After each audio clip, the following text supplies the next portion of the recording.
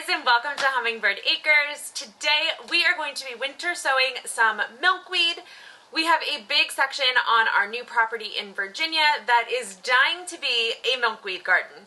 So I am going to winter sow some milkweed so we can get a jump start on that garden for this coming year. Last year when I winter sowed everything in milk jugs. I did a whole video on this, I'll link it below for you, and it worked out fairly well. We did milkweed, I did some brassicas, I did some coneflowers, I can't remember, I did something else as well, and it worked out fairly well, but it was just kind of on a smaller scale. It really did not have enough space for a lot of milk jugs, and it was just kind of a trial thing.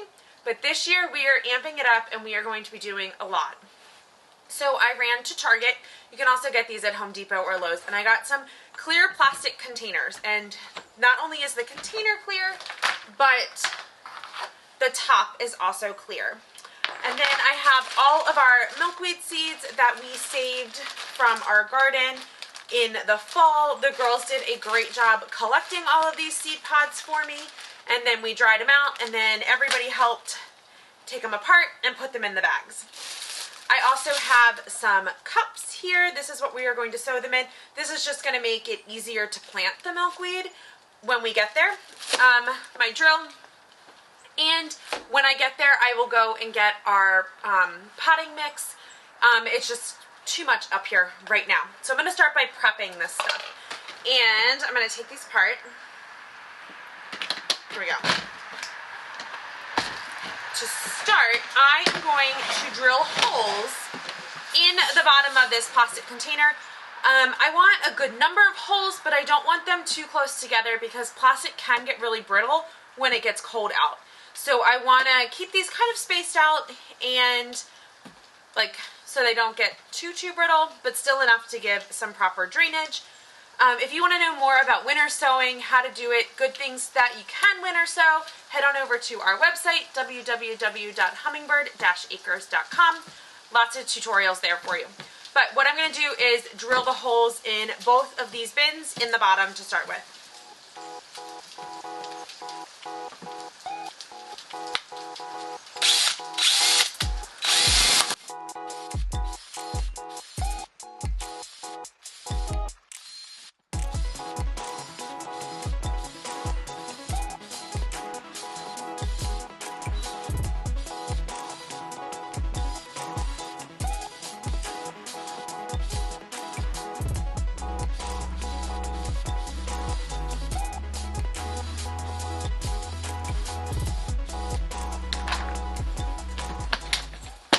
Alright, that one is done. I did crack it a couple of times, and they're pretty decent cracks, so I'm not going to do too much more. And what I might do is take some tape and tape these just so that they don't crack out the entire bottom. So this one is done. I'm going to go ahead and do the next one.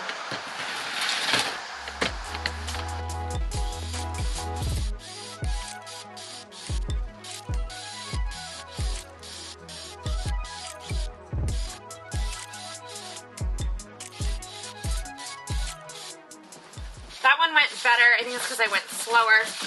But holes are drilled in the bottom. And let's finish prepping these containers, which means we are going to now drill the holes in the top. Now the holes in the bottom are there for drainage to let the water out. The holes in the top are to let some water in when it rains. They don't need a lot of water when you're winter sowing, but you do want to make sure that they are staying somewhat moist. These are acting as mini greenhouses, but they're also cold stratifying those perennial seeds that need that cold period, like 30 to 60 days cold before they germinate. So, holes in the bottom for the drainage, holes in the top to let the water in.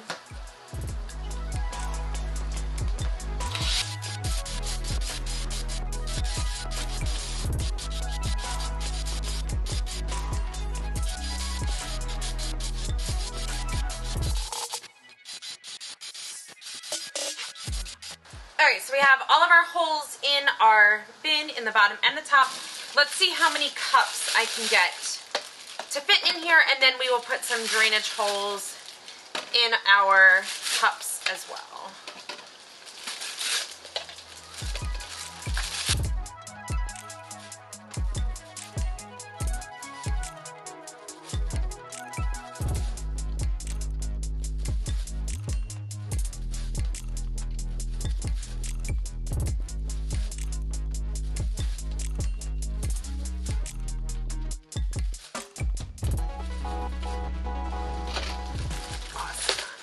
So I'm going to pull all these out. It's 3, 6, 9, 12, 15, 18. It's actually not a bad number. I'm going to do these a little bit easier. I'm going to do these like 4 or 5 at a time. Just keep them stacked up. Get my drill.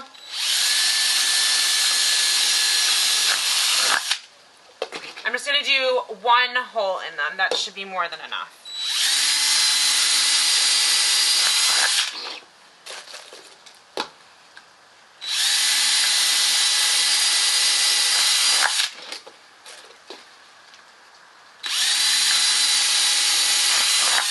Perfect. All right, now on to our soil. I'm going to put a layer of soil in the bottom of this just to keep it, help with keeping it a little bit warm, and to give the water, if there is water in the bottom of it, it has somewhere to kind of go, and it's not going to just completely crack and freeze my bin. So I'm going to put some soil in the bottom, and then we will get some soil to put in all of these cups, and then we'll put like 3 to 5 milkweed seeds in each cup. So I'll be right back with our soil. For the bottom, I'm just going to use some leftover soil. My dad knocked over a planter, and we decided we weren't going to replant that planter in the spring, or if we are, we're going to just move it. So I'm going to use that soil to coat the bottom of this. As you can see, I'm just coating it just to cover it. And then I'm going to take my cups and get these all lined up in here. Now, if I was growing food, I would be making sure that I'm being extremely careful to get all of the plastic out. But I'm not growing food. This is milkweed. So I'm not overly concerned with it.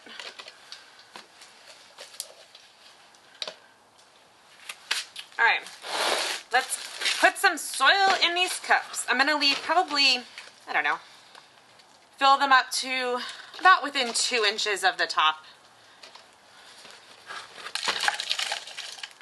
Doing this while it's in the bucket and having soil already in it just means anything that if I miss, it's just gonna add to the bottom, which is perfectly fine.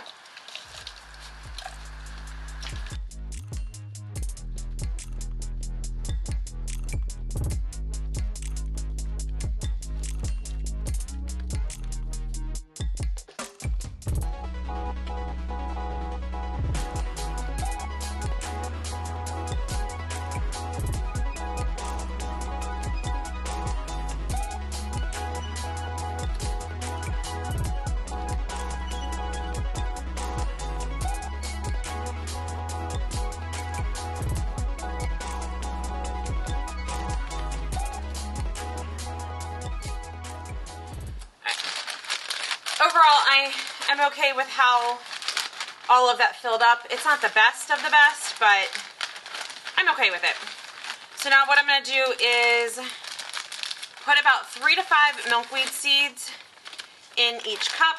Milkweed does need light to germinate, so I will not be covering these seeds. I will just be sprinkling them on top.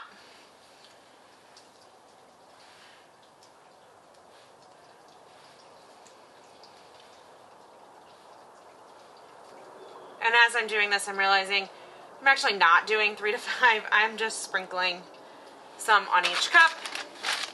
And yeah, so they'll definitely have more. Each one will have more than 3 to 5, which is fine. I'm okay with that.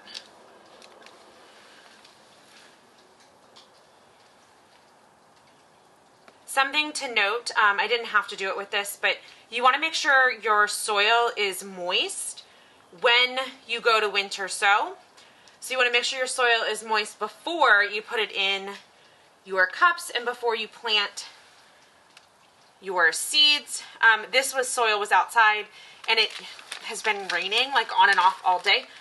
So the soil is already moist. So I don't really have to worry about having moist soil today. So I got all of that planted, fairly happy with how it turned out. Add some more seeds in here that dropped. All right, I'm gonna put the lid on this, and I am going to put it out in the garden. I'm gonna put it in a somewhat sunny spot, but also a spot that gets some shade, because when spring comes, I do not want them to germinate and grow too quickly, because then they're gonna outgrow the box and the ground won't be ready to plant them.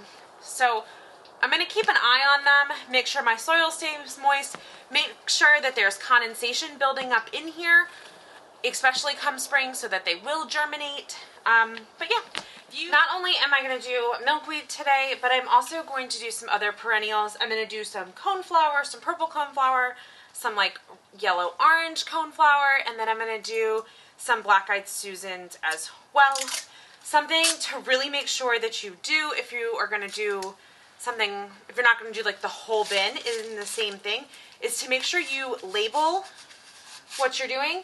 And then when you label, make sure that you keep the marker away from the sun, because the sun will fade the marker and then you won't know what it is.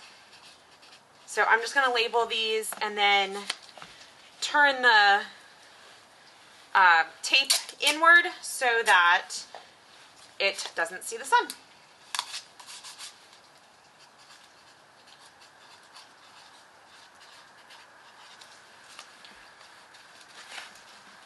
And this time, instead of using just like cups, I am using these pots. So we got these donated to us from a friend.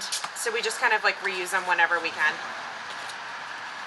So the coneflower seeds that I am using are also from our garden. We have lots of big pollinator plants out by our pool. So I just collected these in the fall. You can see this is what they look like. And then they dried out some more. And the seeds are now, I've got to get all these big ones out. Hold on. You can see some of the seeds in the bottom of this. So again, not really going to do a science to this, but I will just put seeds on top of every one of these cups. And what germinates, germinates. And if it doesn't, it is no big deal. Ouch.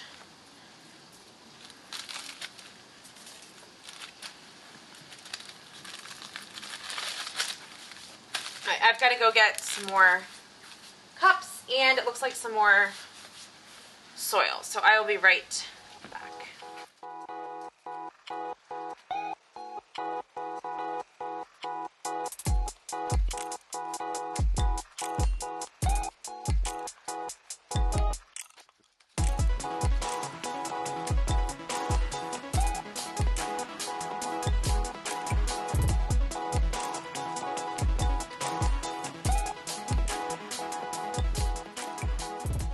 For these, I have so many of the stems that I cut.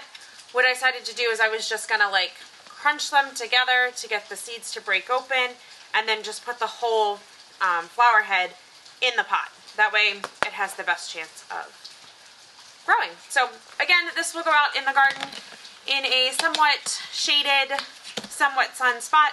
Check on them periodically to make sure that the soil is staying moist, and yeah, come spring they should germinate and we'll be able to plant them on our property in our brand new pollinator garden. If you want to check up on these and see how they're doing, make sure you head on over to our Instagram page, where I will be sharing more about this, and make sure you hit that subscribe button so that you can check out our new property and all of the gardens and the animals that we are going to be bringing to that property. Thank you guys so much for hanging out with us at the farmhouse today, and we will talk to you soon.